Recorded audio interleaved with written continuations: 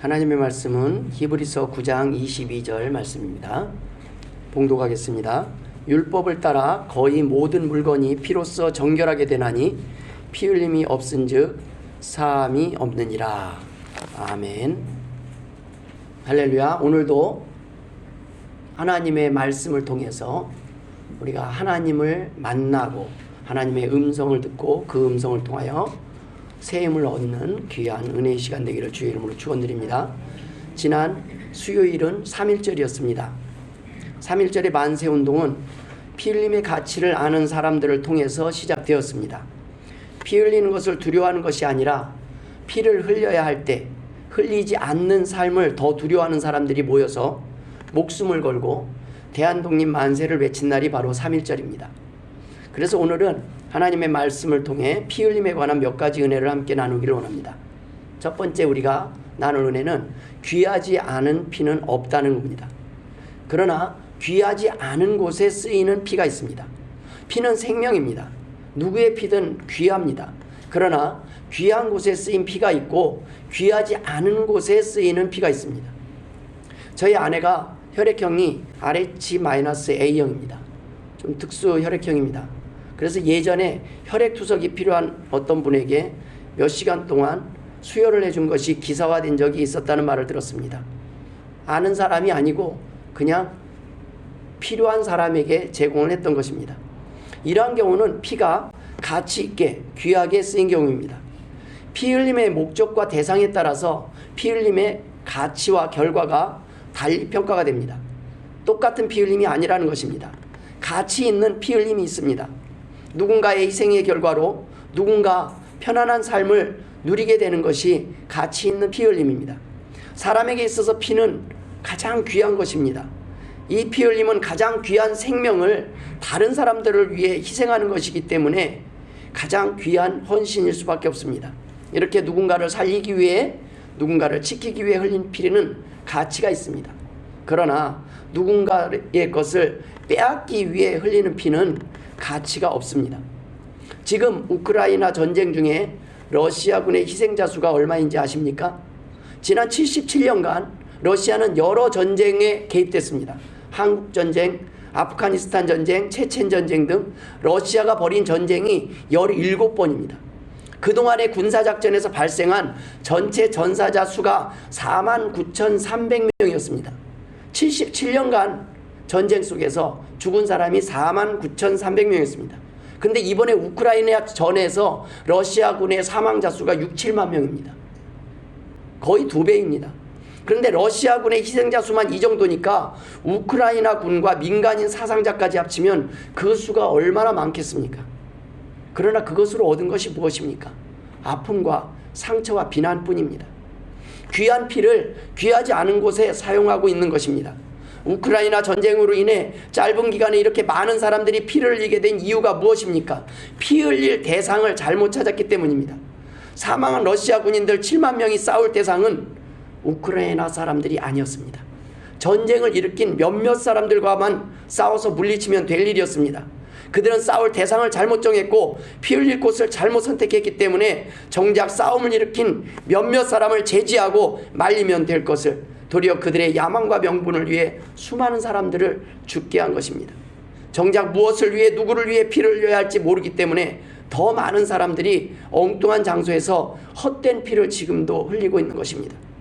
이렇게 같은 피를 흘려도 어떤 피 흘림은 가치를 인정받기는커녕 도리어 무능력과 어리석은 판단의 결과로 비난받고 외면당할 수도 있습니다. 반면 독립운동을 했던 안중근 의사의 죽음은 어떻습니까? 안중근 의사는 1909년 10월 26일 이토이 히로부미를 저격을 합니다. 오전 9시에 그가 탄 열차가 하얼빈에 도착하고 회담이 끝나고 9시 30분경에 러시아 군대의 사유를 받기 위해서 그가 하차합니다. 사유를 마치고 돌아가던 이토이 히로부미를 안중근 의사가 저격하고 사살을 합니다. 그리고 총격 직후 안중근 의사는 가슴 안에 있던 태극기를 높이 들어 올리며 에스페란토어로 코레아 우라, 즉 대한독립 만세를 3번 크게 외쳤다고 합니다. 곧바로 러시아군에 체포되었고 일본 제국 정부에 넘겨져서 그 이듬해 1910년 2월 14일 사형 선고를 받습니다. 그리고 같은 해 3월 26일에 처형됩니다. 그리고 그 유해는 오늘날까지도 현재 찾지 못했다고 합니다. 당시 재판 중에 안중근 의사는 이토 히로부미를 죽인 이유를 묻는 말에 15가지 이유를 말했다고 합니다. 그 중에 몇 가지를 살펴보면 무고한 사람들을 학살한 죄, 동양의 평화를 깨트린 죄, 일본과 세계를 속인 죄 등등이 있습니다. 안중근 의사는 자신이 살기 위해 죽음을 피한 사람이 아니라 다른 사람들을 살리기 위해 자신의 피 흘림을 선택한 사람입니다. 안중근 의사는 한 사람의 가치 있는 피 흘림을 통해 많은 사람이 살 수 있다고 믿었기에 그는 피 흘리기를 두려워하지 않았습니다. 이러한 피 흘림이 귀한 피 흘림이요 가치 있는 피 흘림입니다.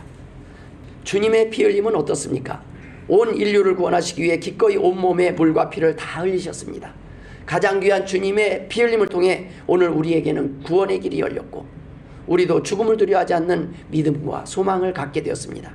이런 피가 귀한 피입니다. 주님께서는 친히 죽기까지 피 흘리심을 통해 본을 보이셔서 우리들이 이 땅에 사는 동안 가치 있는 곳에서 피 흘리는 삶을 용기 있게 실천하며 살기를 원하시는 것입니다. 빌립보서 2장 8절에 사람의 모양으로 나타나사 자기를 낮추시고 죽기까지 복종하셨으니 곧 십자가에 죽으심이라. 계시록 12장 11절에는 그들은 죽기까지 자기들의 생명을 아끼지 아니하여도다 라고 기록하고 있습니다. 우리는 도리어 싸워야 될 대상이 분명함에도 불구하고 죄와 싸울 때는 적당히 싸우고 적당히 대항하고 살고 있지는 않습니까? 히브리서 12장 4절에 너희가 죄와 싸우되 아직 피 흘리기까지는 대항하지 아니하고 라는 말씀이 기록되어 있습니다. 엉뚱한 곳에서 엉뚱한 이유로 피 터지게 싸울 때가 도리어 많이 있습니다. 이런 피는 가치가 없는 피입니다. 우리가 죄와 싸우기는커녕 잠시 잠깐 이 땅의 헛된 욕심과 안위를 위해 피 흘리기까지 죄와 대항하지 아니하고 살아가고 있지 않은지 돌아볼 필요가 있습니다. 우리가 주님이 주신 사명, 생명을 구하는 일을 위해서 죽음을 두려워하지 않고 피 흘리기까지 담대하게 싸워야 될 대상은 사람이 아니라 죄라는 것을 잊어서는 안 될 것입니다. 바로 이런 피 흘림, 하나님의 나라를 위한 성도들의 피 흘림의 가치는 참으로 귀하고 영광스러운 일입니다. 두 번째 나눌 은혜는 피 흘림의 가치는 하나님이 판단하신다는 것입니다. 피 흘림의 결과가 항상 좋은 것만은 아닙니다. 이 땅에서 사람들이 좋은 목적을 가지고 싸워도 그 피 흘림의 결과가 항상 좋게만 나타나지 않고 또 좋은 결과라 할지라도 그 결과가 바로 나타나지 않을 때도 있습니다. 인간의 피 흘림과 희생의 결과는 제한적일 수밖에 없는 영역이기에 그 누구도 그 결과를 장담할 수 없기 때문입니다. 3.1운동은 1919년 3월 1일부터 시작해서 1945년 8월 15일 광복이 되기까지 한 번에 걸쳐서가 아니라 수백 번에 걸쳐서 반복된 운동입니다. 한반도뿐만 아니라 전 세계 한인 거주 지역에서 일어난 독립 만세 운동입니다. 손병희, 이승훈, 한용운, 권동진 등 민족 지도자들의 지휘 아래 봉기하였고 200만 명 이상이 참여하였고 결국 사망 7,500명, 그 다음에 부상 4만 5천 명 이상의 사상자가 발생한 운동입니다. 이를 통해서 국제사회에 식민 통치하에 한국에 처한 실상을 알리고 대한민국 임시정부 수립에 영향을 미치게 된 구국운동이 3.1운동입니다. 이 3.1운동에 동참했던 사람들은 다른 사람들과 달라서 고통을 느끼지 못하는 철인도 아니었고 죽음을 피할 수 있는 불사신도 아니었지만 그들은 죽어야 할 이유를 알고 있었고 죽어야 할 곳과 그 때를 피하지 않았습니다. 그렇다면 여러분, 3.1절 만세운동 때문에 우리 민족이 해방되었을까요? 아닙니다. 하나님의 도우심으로 미국의 핵폭탄 한 방으로 해방됩니다. 45년 8월 15일 해방은 일본의 핵폭탄이 떨어진 이후에 일본 천황이 미국에 항복하면서 2차 세계대전이 끝남으로 해서 종결되는 겁니다. 3.1운동은 사람들이 한 최선의 일이라면 우리나라를 일제로부터 해방시킨 일은 하나님께서 폭탄 한 방으로 해결하셨습니다. 우리가 할 일은 우리가 할지라도 그 결과는 하나님이 도우셔야 합니다. 하나님의 은혜가 있어야 합니다. 잠언 16장 9절에 사람이 마음으로 자기의 길을 계획할지라도 그의 걸음을 인도하시는 이는 여호와시니라. 3.1운동을 하고 독립운동을 했어도 만일 하나님의 도우심이 없었다면, 미국의 도움이 없었다면, 우리나라가 해방되지 못했다면 3.1운동도 독립운동도 불필요한 운동이었을까요? 아닙니다. 결과와 상관없이 독립만세운동은 반드시 해야 할 일이었다는 것입니다. 그러나 사람이 흘리는 피와 그 의지만으로는 부족하다는 거예요. 왜 그럴까요? 사후 약방문이었기 때문입니다. 평안할 때, 준비해야 될 때 준비하지 못하고 힘을 기르기는커녕 안일하게 준비 없이 당파 싸움만 싸우고 있었던 결과였기 때문입니다. 이때 흘리는 피는 후회의 피요 게으르고 안일함의 결과였을 뿐이지만 하나님께서는 이 민족을 불쌍히 여기셨습니다. 하나님께 눈물로 회개하며 도우심을 구한 이 땅의 하나님의 백성들의 그 기도를 들으셨습니다. 이 땅에는 하나님의 자녀들이 있었습니다. 뒤늦게 흘리는 사람들의 피로 해결할 수 없는 문제였지만 그 부족함을 채우시고 우리 민족을 구원해 주시고 다시 한번 기회를 주신 분이 바로 하나님이십니다. 하나님은 지금도 우리들을 다시 회복시키기를 원하십니다. 하나님은 사람들의 잘못으로 인해 겪는 고난과 피 흘림으로 회복할 수 없는 불가능까지도 가능케 하시는 분이시기 때문입니다. 절망을 소망으로, 희망을 현실로, 꿈을 현실로 바꾸시는 분이 바로 하나님이십니다. 그런데 하나님께 도우심을 구하지 않고 싸우는 싸움과 희생, 피 흘림의 결과는 절망적이요 참혹할 수밖에 없습니다. 그러한 생각으로 살아가는 그 삶 자체가 교만이요 죄악이기 때문입니다. 이 세상의 문제는 하나님 없이 우리의 노력만으로 피 흘림만으로 감당하고 해결할 수 있는 문제들이 아닙니다. 우리의 힘만으로 감당할 수 있는 문제나 스케일이 아닙니다. 하나님 없이 우리의 피 흘림만으로, 우리의 땀만으로 감당할 수 있는 인생의 문제들이 아닌 것이 너무나 많기 때문입니다. 아무리 노력해도 제자리 뛰기를 하고 있을 때가 많이 있습니다. 오늘도 우리는 싸워야 하고 누군가와 싸우고 있습니다. 그럼에도 불구하고 상처도 피 흘림도 없는 이유가 무엇입니까? 싸울 대상이 없는 것이 아니라 해야 할 싸움을 피하고 있기 때문에 피 흘림도 없는 것이 아닙니까? 어쩌면 상처가 없는 것을 자랑하는 것이 아니라 부끄러워야 될 때가 있다는 것입니다. 피 흘리지 않고 평안한 것을 부끄러워야 될 때가 있다는 것입니다. 정작 피 흘림이 있어야 해결이 될 문제들을 각자의 사명을 포기하고 외면하는 와중에 지금도 죽어가는 영혼들이 있고 지금도 하나님 앞에 돌아와서 하나님의 이 귀한 은혜를 누리지 못하는 사람들이 있음에도 불구하고 아무 일도 없이 평안하게 살아가는 우리가 회개해야 될 이유가 있다는 말씀입니다. 겉으로는 일시적으로 평화로워 보이는 것 아닙니까? 우리의 사명을 감당하지 않기 때문에 우리가 너무 행복한 것 아닙니까? 히브리서 9장 22절 오늘 본문에 율법을 따라 거의 모든 물건이 피로써 정결하게 되나니 피 흘림이 없은즉 사함이 없느니라. 여러분, 피 흘림은 희생과 속전의 대가입니다. 6.25 전쟁 때 흘린 피는 가치가 있는 피 흘림이었습니다. 누군가의 피 흘림, 희생을 통해 누군가 평안을 회복하고 행복하게 살 수 있게 된 것입니다. 피를 흘려야 될 때 흘리지 않는 피가 도리어 더 많은 피 흘림의 원인이 됩니다. 오늘 이 시대가 이어가야 할 3.1운동의 정신은 무엇입니까? 피 흘리며 싸워야 할 때가 있다는 것입니다. 일제에서 해방된 이 나라는 이제 싸울 대상이 없어졌을까요? 아닙니다. 여전히 남아있습니다. 우리가 무너뜨려야 할 잘못된 가치관, 사상이 남아있는 한 일제시대와 같은 어려움은 언제든지 우리 주변에서 다시 일어날 수 있기 때문입니다. 회복시키고 싸우고 피 흘려야 될 대상들이 무엇입니까, 여러분? 바로 불신앙이요 죄입니다. 우리는 두 번의 큰 전란을 겪었습니다. 일제시대와 6.25 전쟁을 겪었습니다. 그럼에도 불구하고 하나님이 다시금 기회를 주셔서 이렇게 부강하게 되었지만 여전히 우리는 정신 차리지 못하고 있습니다. 우리는 언제 다시 그 어려움을 겪게 될지 모릅니다. 하나님이 그냥 한 사람이 미친 사람 하나로 여기가 전쟁터로 바뀌는 것은 시간 문제인 겁니다. 북한이 지금 그러고 있습니다. 중국이 그러고 있습니다. 러시아가 있습니다. 이 세상에 하나님을 두려워하지 않고 언제든 전쟁을 일으키고 전쟁을 두려워하지 않는 사람들이 아직도 있다는 겁니다. 우크라이나의 일이 남의 일입니까? 아닙니다. 여러분, 언제든지 하나님의 보호하심이 없으면 언제든지 일어날 수 있는 일, 아니 어쩌면 그것이 별로 이상하지도 않는 일이 바로 우리에게 닥쳐 있음에도 불구하고 지금 우리는 6.25 전쟁의 교훈, 일제시대의 그 교훈조차 다 잊어버리고 하나님 앞에 기도하며 도우심을 구하는 것을 잊어버리고 살아가고 있습니다. 우리는 하나님께서 지금 지켜주시고 있음을 기억해야 합니다. 하나님께서 우리를 보호하여 주실 때 우리가 안전함을 믿어야 합니다. 많은 사람들이 자녀들에게 열심히 노력하고 공부하면 반드시 성공한다고 말하고 가르칩니다. 정말 그렇습니까? 열심히 노력해도 여전히 가난 속에서 절망 속에서 사는 사람들이 없을까요? 지금 가난한 사람들은 정말 열심히 살지 않아서 가난하고 궁핍한 삶을 살아가고 있는 걸까요? 아닙니다. 아프리카 사람들이 열심히 살지 않아서 가난한 것이 아닙니다. 주 안에서 하나님 앞에 기도하며 살지 않았기 때문에 그들은 가난 속에서 고통당하고 있는 겁니다. 하나님 없이 열심히 살았기에, 하나님이 원하시지 않는 곳에 피를 흘리며 싸웠기에 그 피 흘림이 가치가 없는 것입니다. 하나님 없이 자신의 힘만으로 노력하며 살아왔으니 절망적일 수밖에 없습니다. 지금 이 땅에 수많은 나라가 존재합니다. 근데 여러분, 부강한 나라가 다 선진국이 다 복음이 들어간 나라입니다.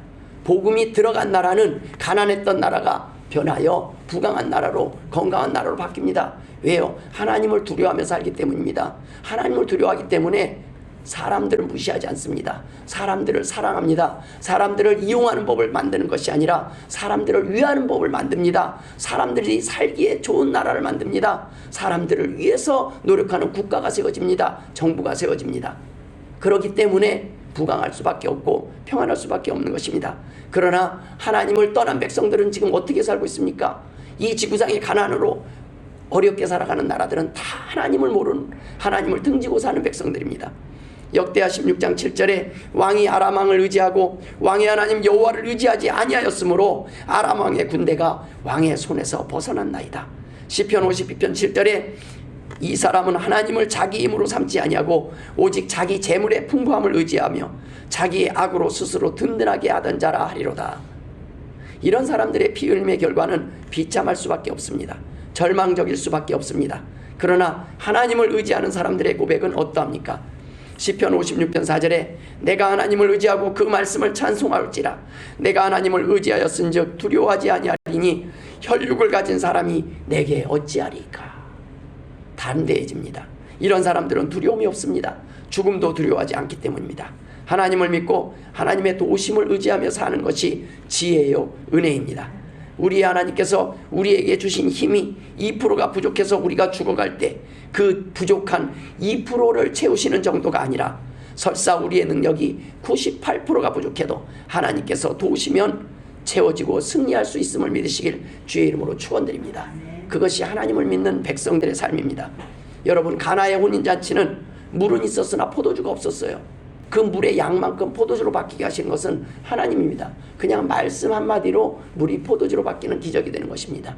여러분, 쓸모없는 가치 없는 우리 인생이라도 하나님이 우리를 붙잡으시면 여러분, 우리의 인생에 그동안 유용하고 열심히 공부하고 노력했던 그 모든 게 쓰레기로 다 사장되고 있는 그 순간에 하나님이 그것을 바꾸셔서 놀랍게 그만큼 크게 사용하시는 분이 하나님이시라는 말씀입니다. 오병이어의 기적이 어떻게 일어났습니까? 소년의 도시락 한 개로 5,000명을 먹이시기에 부족하기는커녕 남아 넘쳤습니다. 이것이 하나님이 하시는 일입니다. 하나님은 우리가 100을 할 수 있다고도 100을 감당하리라고도 말씀하지 않으십니다. 도리어 우리가 할 수 있는 것은 지극히 미약하고 보잘것 작기에 하나님의 도우심이 필요하다고 말씀하십니다. 로마서 8장 26절에 이와 같이 성령도 우리의 연약함을 도우시나니 우리는 마땅히 기도할 바를 알지 못하나 오직 성령이 말할 수 없는 탄식으로 우리를 위하여 친히 간구하시느니라.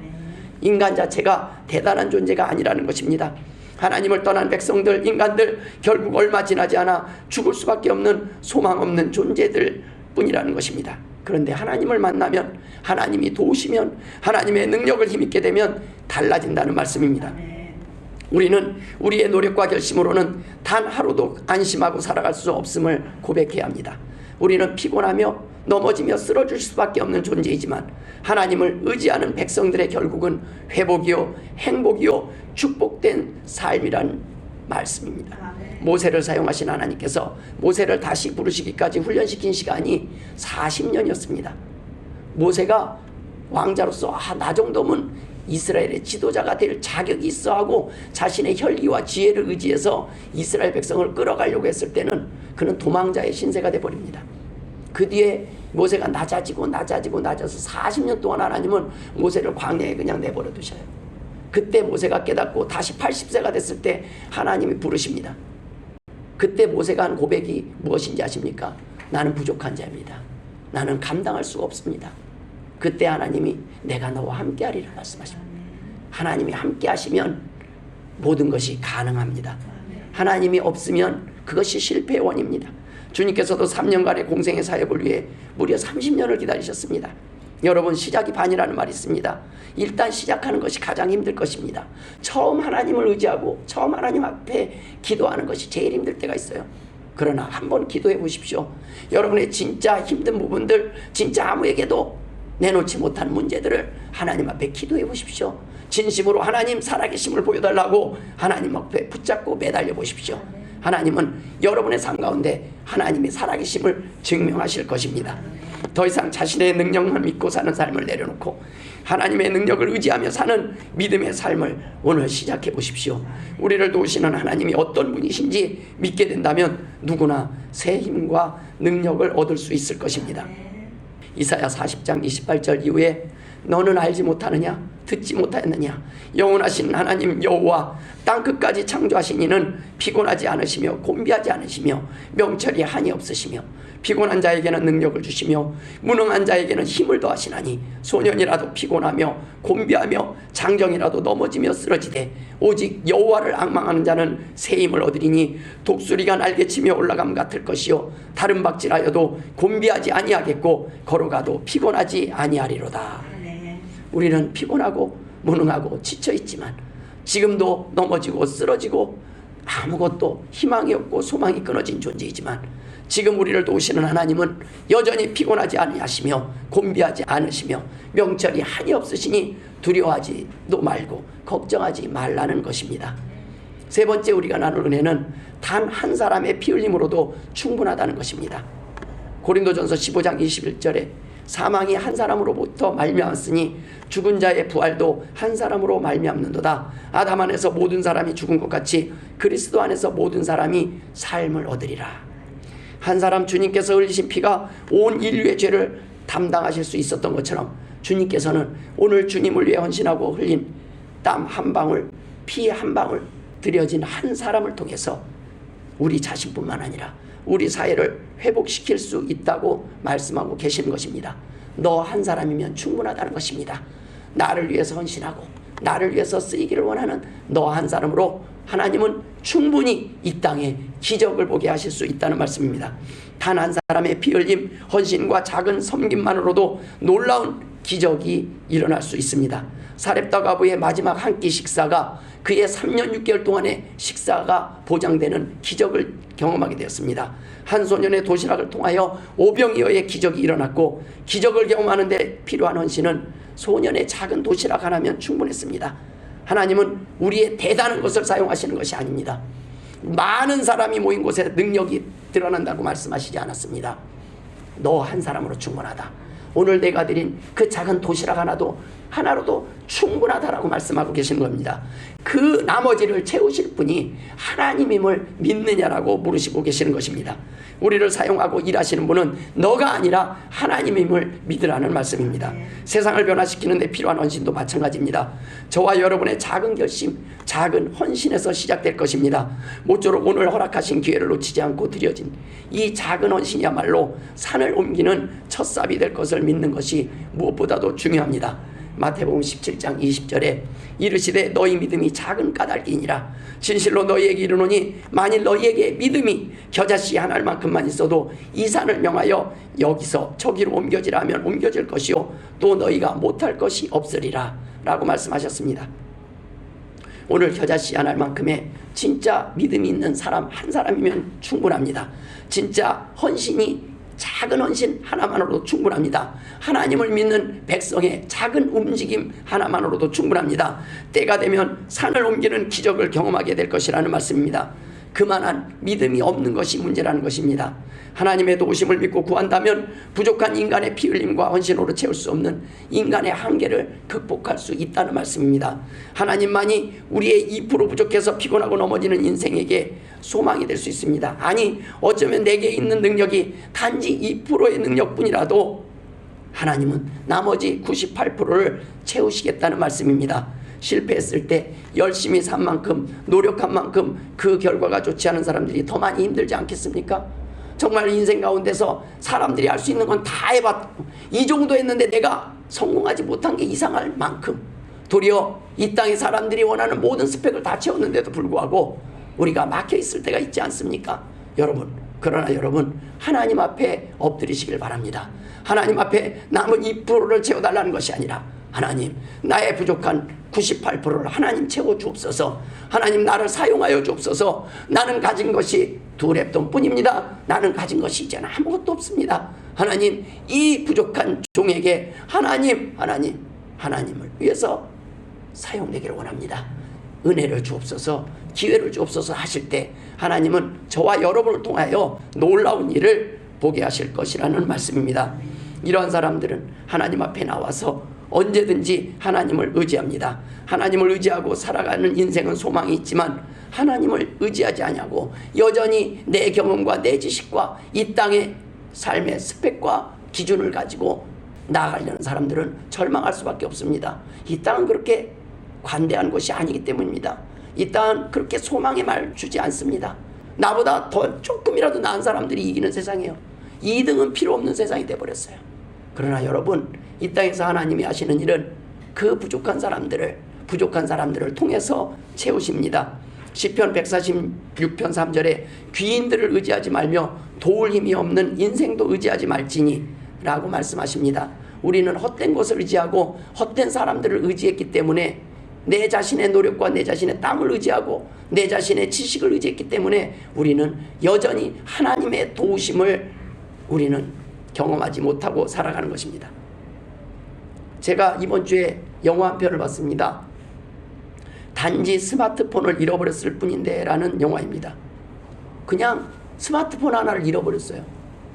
근데 내 주변 사람들이 죽고 다 죽어요. 스마트폰을 통해서 스파이웨어가 깔리고 그것을 통해서 내 일거수일투족을 다 그 범인이 다 보고 나만 죽이는 것이 아니라 사람들도 다 불러들여서 다 죽이고 피해를 입혀요.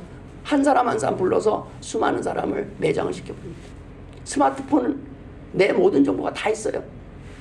그냥 한순간에 회사에서 쫓겨나게 만들고 한순간에 이간질시켜서 친구도 떠나게 만들고 그냥 스마트폰 하나 잃어버린 것뿐이에요.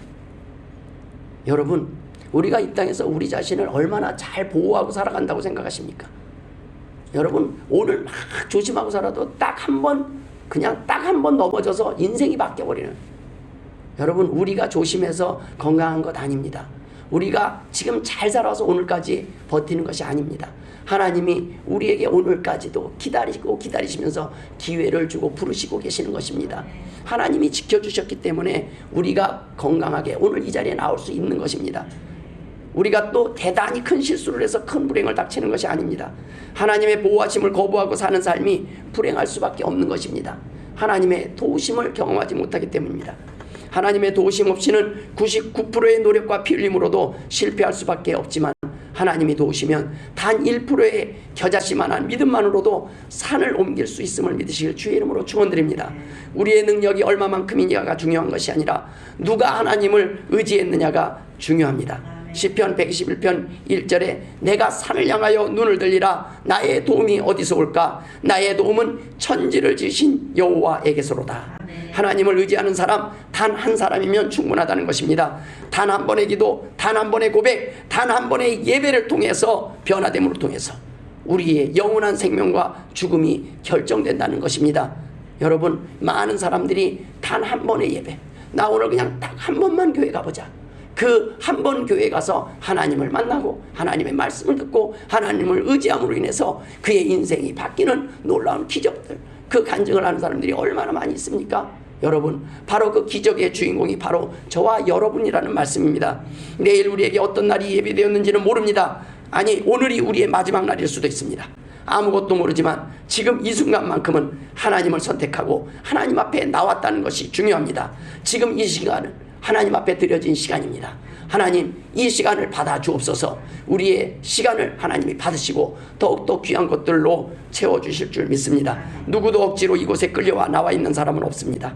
안 나와도 되는데 자발적으로 하나님 앞에 나와서 지금 예배하고 있다는 것이 중요합니다. 하나님을 의지하는 백성들에게는 능력이 있습니다. 오늘 한 사람의 섬김이, 헌신이, 피 흘림이 가치가 있다는 말씀입니다. 세상을 바꾸는 능력이 있다는 말씀입니다. 오늘 단 한 번의 순종뿐인데 그 지금 한 번의 작은 헌신을 하나님은 크게 받으시고 여러분을 회복시켜 주실 줄 믿습니다. 여러분의 행복이 시작됨을 믿으시길 주의 이름으로 축원합니다. 기도하겠습니다. 하나님 아버지, 은혜를 감사드립니다. 지금도 우리를 살리시기 위하여 부르고 계심을 믿습니다. 우리를 위하여 피 흘려 주셨음을 믿습니다. 우리의 죄 문제를 다 해결해 주심을 믿습니다. 이제는 하나님을 위하여 쓰임받고 싶습니다. 사용하여 주옵소서. 감사하며 예수님의 이름으로 기도드리옵나이다. 아멘.